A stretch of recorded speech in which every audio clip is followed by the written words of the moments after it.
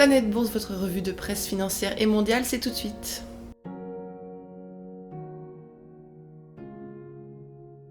On commence avec l'Australie qui avance doucement vers une pénurie de carburant. Après la fermeture de la raffinerie de pétrole d'ExxonMobil à Melbourne et celle de BP à Kwinana, il ne reste plus que 2 usines de carburant sur l'île et une d'entre elles menace déjà de fermer. Crown Resorts n'est pas en mesure de gérer son casino de 2,2 milliards de dollars à Sydney. C'est le bilan de l'enquête commandée par le gouvernement après que Crown a admis avoir involontairement facilité le blanchiment d'argent dans ses établissements. L'enquête souligne de graves problèmes d'infiltration des comptes par des criminels organisés, rien que ça. En Asie, l'américain Match Group s'empare d'HyperConnect, l'application vidéo sud-coréenne soutenue par SoftBank pour 1,7 milliard de dollars. Par cette opération, le propriétaire de Mythic et Tinder s'offre une présence en Asie. SoftBank va investir 900 millions de dollars dans Pacific Bioscience, une société californienne de séquençage d'ADN. Le Wall Street Journal rappelle que les actions de PacBio ont été multipliées par 11 depuis juillet et poussent sa valorisation à 7,4 milliards de dollars.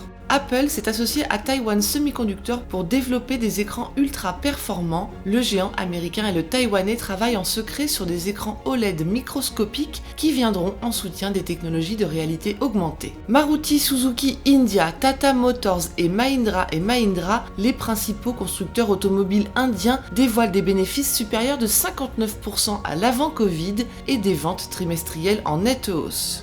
En Europe, Heineken va supprimer 8000 emplois, soit 10% de ses effectifs.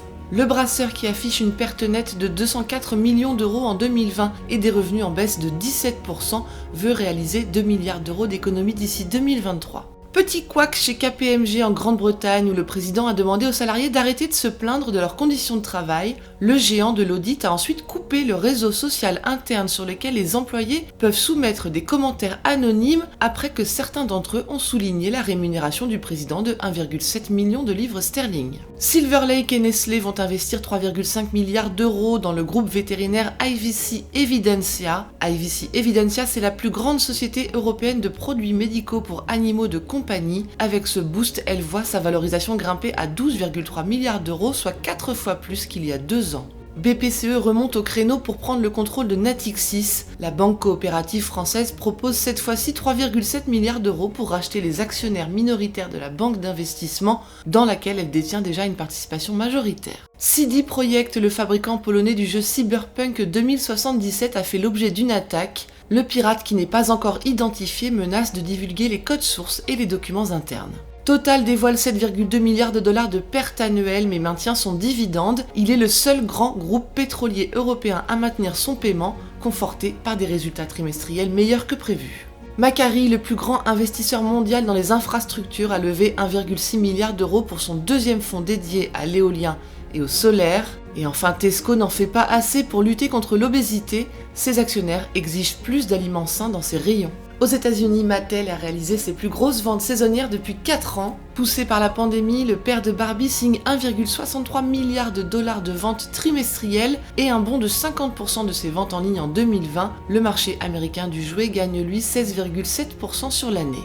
Twitter s'inquiète du ralentissement de la croissance du nombre d'utilisateurs, un effet post-élection américaine selon le média social, mais il dévoile tout de même des revenus trimestriels en hausse record de 28% à 1,3 milliard de dollars. Amazon voit d'un mauvais œil la syndicalisation de ses employés et tenterait d'interférer dans le processus avec une massive campagne anti-syndicale. Les investisseurs du groupe réagissent et rappellent le géant à l'ordre. C'est au tour de Huawei de se défendre contre les mesures prises à l'encontre des grands groupes chinois. Son argument, cette désignation viole la constitution américaine et n'est pas étayée par des preuves substantielles.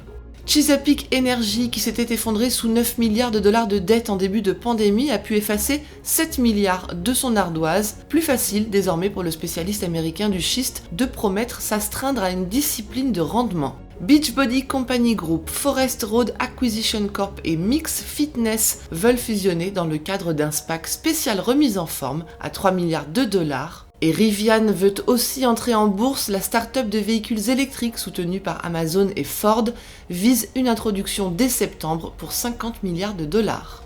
Voilà ce qu'il fallait lire aujourd'hui sur les unes du Monde. À demain.